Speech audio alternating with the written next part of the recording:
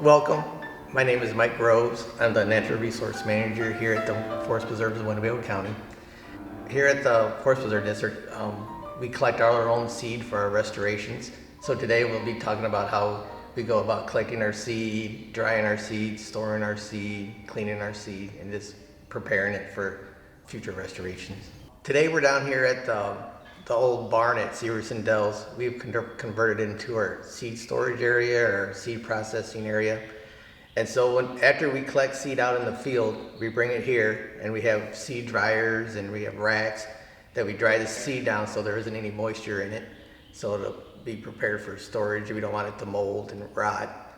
So after it's dry, we come down here and sometimes we break the seed apart by hand. Other times we have some machines like the ones behind me. And then I like to clean it well enough so that it'll run through our no-till drill. We plant a lot into agricultural fields. So the drill works really good for just, quick and easy ways of putting the seed right into the ground right away. And it has to be fairly clean. We don't want any long pieces of chaff or a lot of foreign debris where it might plug it up. So it has to be, cleaned well enough to run through the drill. And so then once we have that all clean, we weigh everything, we record it. I think this last year I had about 105 species of plants that we actually recorded weights for and dried and stored. And then we had an estimate. I usually go through like a nursery catalog to get a price, and it came out to like $136,000 worth of seed that we collected. So we certainly don't have the money to buy that amount of seed, so it's nice that we're able to collect it. And we do a lot of overseeding as well in areas that maybe they're lacking certain species. We try to go back and overseed. We put all our chaff back down in past restorations where they need extra seed or more diversity of plant species. So all of it gets used. Do you sell any of it to other people? No, we don't sell any. Sometimes I take the little blue stem, big blue, and Indian grass up to Applied Ecological to get clean because we don't have the ability to clean that type of grass seed. My equipment just gets plugged up. So I usually give them just enough to cover the cost of the seeding or the cleaning cost. So it's break even, so it doesn't cost us anything, and they get a little bit of our local genetics that they can in turn sell to their customers. Behind me we have some seed drying racks and bases that we've made ourselves. Sometimes we'll just lay them on the floor here in the barn a few inches off the ground and let them just air dry. Other times if it's really wet seed, we'll put them on the bases behind me with the fans turned on. And they're on wheels, so we can wheel them outside, put them in the sun, or put them in another building to get them out of our way if we need space. But they're all made in-house and recycled, furnace fans for the air. And what are these pieces of equipment here? This piece of equipment here is a hammer mill, and it has a variable speed motor, so we can adjust the speed of the kind of the crushing bars in there that breaks the seed pods up. We run a lot of our seed through this, and it was donated to us, so we're very fortunate to have that. Something like this probably costs you about $4,000 to $5,000 to buy. Wow, and just what's an example of something that you would run through? We run anything like purple prairie clovers, purple coneflowers, anything, indigo pods, just anything with a pod or a seed head on it that you would normally crush by hand or step on or something. We can run it through this machine. Okay. And this one here is pretty much the same thing as a hammer mill. We call it the thresher. It has rubber paddles inside, so it's more, you can use more, it doesn't tear up the seed, or you won't have any worry about tearing up the seed. I'd like to run like blue flag iris pods in there just to break it up so it won't crush the seed or damage it in any way with the rubber paddles. But when you want something that's really hard like a pale purple coneflower, that's when you want to run it through the hammer mill because the seed's harder and you're not worried about it crushing it. And it also helps with stratification of the seed. It kind of roughs up the seed coat a little bit, so that helps with the germination, because most of the time all we do for preparing our seed is use cold stratification. We don't do any moist stratification. Or sometimes in the greenhouse, if we have maybe some harder seeds like indigo seed or looping. We might rough it up with some sandpaper, but just running it through the the hammer mill takes care of a lot of that issue for us. This here, we call this the seed shaker. It's just, it has 3 or 4 tiers to it that you can put different size screens in there to separate your seed, so we get all that chaff material out of it. So we have a really clean product. And this is probably like our biggest size screen for like compass plant, prairie dots. And then you get the really small seeds for like cinquefoils and shooting stars, you know, for the really small seeds. So anyway, you just layer those in there and then turn it on. I'll turn it on quick. And it shakes. And then the clean seed comes out the side over here, and then the chaff usually comes out one shoot, and the clean seed comes out another shoot, and it's pretty effective. And it loads on top there, and it just works its way down through the different levels of screens. This is an old grain bin. We moved this from one of the properties that we bought years ago, and instead of just tearing it down and getting rid of it, we moved it here.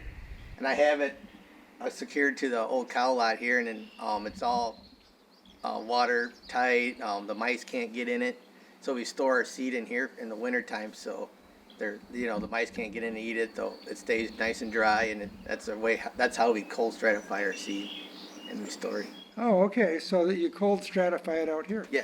Yeah, is anything in there now? Nope, it's completely empty. So this is just some of the bags of seed that we have left over for this year. This year we just have, it's probably one of our lighter years as far as prairie restoration go. We're only planting about 40 acres, but usually I do around 70 to 80 acres. So in the future, if we have more land that we purchase and we have to restore, I got a little bit of a stockpile started.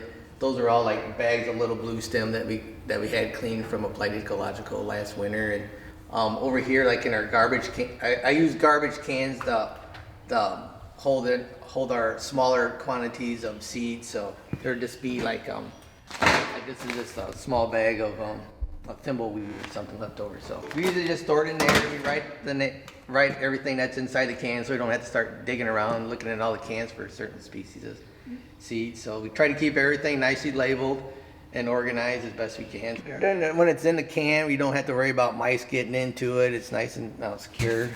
It doesn't get wet. So. Oh, how long is this going to last? How long will that blue stem seed be viable, you think? As long as you're storing the seed in a fairly cool, dry area, I think it might lose a little bit of viability each year, but I bet you can keep it for 10 years probably. But usually 3 years is the most we ever keep anything, so that's the longest. Most stuff we usually try to plant right away the next year. When we're out doing like spring ephemerals or woodland seed, we try to plant that right away. That stuff all gets picked and seeded within a day or two of us picking it. So, but other than that, everything else gets stored and put away till the following year. I usually do most of our planting in May. The latest I usually go is probably like June 15th, but most of it's usually this time of year actually. I did a lot probably 2 weeks ago, last week. So middle of May to 1st of June is the main time for us. We had a grant for protecting the rusty patch bumblebee, or providing habitat for rusty patch bumblebee. So we had 5 sites total that they did some tree removals on. The 3 main ones were Stonebridge, Cedar Cliff, and Kieselberg. So we spent most of our time this spring preparing the sites at Stonebridge and Cedar Cliff to be planted. And then I had probably another maybe 10 acres up at Sugar River All. They're just some old brome fields that were just left. They're the smaller fields. We've been kind of pecking away at restoring those. So that's where most of the planting was done this year. The majority of the seed that we collect, we do it by hand. But we do have some of the larger, if we find a larger kind of chunk of a single species, we'll run a seed picker through. So this is a pull behind one that can get pulled behind like a utility vehicle. Then I have a bigger one over there that goes on the loader tractor bucket. So usually like all our grasses, the little blue stem, Indian grass, big blue, I use these seed pickers for. If I get in a big patch of like purple clover or something like that, I can run the seed picker through it and like maybe within 20 minutes have 60 pounds of seed, with these machines rather than to pick it by hand. So they're very handy. They pay for themselves very quickly. Saves us a lot of time. Okay, so this is our wetland nursery. We started this because when we do like erosion control projects or a little wetland project here or there, it was always nice to have our own plugs to get started. So what we did is we built these little frames and put pond liner in them so they hold water, and then we fill them up with potted plants. We try to keep them separate. We'll have blue joint, tussock sedge, wool grass, foul manna, Reed canary. try not to have too much. But anyway, we'll have like single species of wetland plants and sedges in these pools, and then we can divide them up. We'll take like a full pot and cut it into 4s or 5s, and then separate them all, and so we just keep replenishing the pots as we use them, and then the stuff that's ready to be transplanted out in the field, we can just quickly grab them, throw them in the truck, and take them out in the field, and you don't have to worry about digging them up from some other wetland or a ditch somewhere, or having to spend a lot of money to go buy them. We have them right here. We can grab them at any time of the year we like. Okay, we're still down at the dairy farm here at Searson Dells. This is a greenhouse we built probably 12, 15 years ago. We just put it on an old concrete slab where the machine shed was at one time.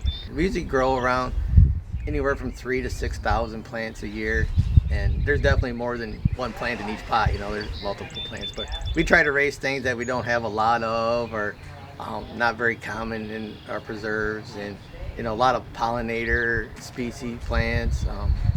The last few years done a lot of like liatris, milkweeds, the stuff that we think we want more of, or we want to increase the numbers of species the numbers of plant species that we have of a certain plant. We'll grow here. We'll seed down the flats first, and then once they start to germinate and get an inch or two tall, then we'll transplant them into bigger pots where they'll stay. And we don't have heat here, and we don't have frost-free water lines, so we don't start planting until probably first part of May, so we get rid of have no chance of frost and freezing water lines or killing the plants. So we get a little bit of a late start in the year, but about the 1st of June, that's when everything's pretty much germinating pretty well and starts needing transplanted. And we'll keep them down here. We'll keep them in the greenhouse for maybe a month or so, and then we'll move them outside. But then most of the stuff doesn't get transplanted until probably August, September, when things start to go dormant, so I don't have to worry about watering, or hopefully the mortality is low on the plants. So what's the most interesting stuff you have in here What do I today? got right now? The hyacinth is very uncommon, and we've actually had some germination of it, which is exciting. We have the milkweed. It's the sand milkweed's very neat. We got it. It's germinating here. We'll wait a little bit longer to transplant that. Here's something that we've had. It's hard to get good success. It's not hard to grow, but this is called prairie coreopsis, or tick seed. And tick seed is clonal. And a lot of our prairie species, our grasses, are clumped. But coreopsis is one of those plants that grows. It can grow up to about 24 inches, but typically it's a little shorter, and it occupies a change in the height of the vegetation, but it kind of colonizes. It's actually clonal, but it actually fills in between and helps compete against the invasives that try to come into your prairie restoration. And this it's hard to get good viable seed, so we got to make sure we collect it from a site that had been burned early in the season, and we had some. That's what these are, and we'll be able to. You can put this in a pot, and you can grow it, and then you can vegetatively separate it and turn it into another plant pretty easily. But the seed, the viability of the seed is hard to get good viable seed. So it can be greater by our propagation vegetatively. This is New Jersey tea. We put this in the greenhouse because it's hard to get germinating. It needs a special type of seed treatment to get it to germinate. So you usually have to boil water, get it nice and hot, and then soak the seed 24 hours in that hot water. so that the seed coat of that seed breaks down and then the seed is able to germinate. And I think that helps represent the digestive system of animals and birds that eat the seed and then pass it on. This here is butterfly milkweed. This one came from a remnant prairie up right along the state line. So we know it's good local genetics. So those are the ones we try to grow here in the greenhouse because that's the stuff that we want to make sure we're propagating in our forest preserves and spreading. Instead of going out buying it or getting it from bought in seed, we try to, if there's only 1 or 2 plants left here or there, we try to get that seed and bring it in the greenhouse and propagate it and make more. As far as the seed collection goes, we'll start in sometime probably around the 1st of May with some of the early woodland plants, and then we'll go almost till the first snow in probably the first part of November. So there's seed to collect throughout the entire year. We spend quite a bit of time going after seed and making sure that we're putting the most diverse planting that we can out there every year. Some species you might only get seed off of maybe once every 3 years. Some every year is good, so you just never know. And we try to get as much as we can. We try to think about the climate change and what's going to happen in the future, and just try to have the most diversity possible, so that one thing disappears or goes away, then hopefully there's something to take its place.